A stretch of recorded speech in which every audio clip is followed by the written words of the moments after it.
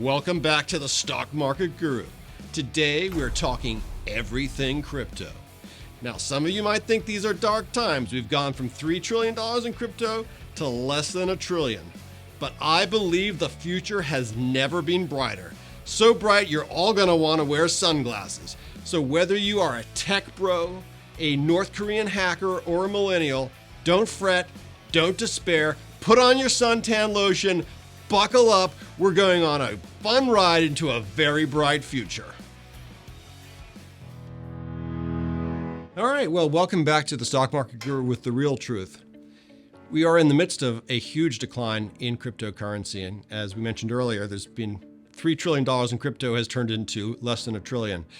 Bitcoin has been cut basically by 2/3 in terms of its value, and that's the most prominent of all the cryptocurrencies, but the reality is there's 19,000 out there. So lots of folks trying to get in on this, which is something you often see when bubbles occur. One of the things people were saying about crypto before the big decline was it would be a great diversifier. It wouldn't move the same way as other asset classes.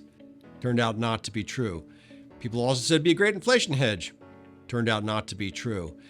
So what is cryptocurrency? We don't need to go into all the sort of ifs, ands, or buts about it, but simply it's a way of trying to be an alternative to regular money.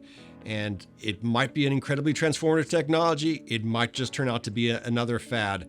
And this is one of the things you need to be really wary of when you invest. Don't invest in fads. Don't invest in things you don't understand, because what you're doing then really is gambling. Just because something goes up and down doesn't mean it's a good or worthwhile investment. And whenever I see the kids in the lunchroom talking about crypto, I know we're probably headed for a fall, and this was happening earlier in the year. So one of the other things about crypto is if you care at all about our planet, it has had a terrible effect on the environment. If crypto were a country, it would actually be the 30th largest producer of greenhouse gases. It puts out as much greenhouse gases as the country of Argentina. In fact, some people have estimated that crypto could be responsible, just Bitcoin alone, could be responsible for elevating the temperature of the Earth by 2 degrees centigrade. It's about 3.5 degrees Fahrenheit. So not only are you investing in something that is highly speculative, probably not that smart right now or ever, but you're also perhaps having an impact on the environment. And the thing to understand is that crypto is in a bubble, and bubbles happen when people don't know what something is actually worth. What actually is a Bitcoin really worth? I don't think anybody actually knows that at this point. And it reminds me a lot of this current bubble, of the Tulip Bubble of 1636, 1637 in Holland, where we get the whole concept of a bubble from. During the Tulip Bubble, people were buying houses with tulips.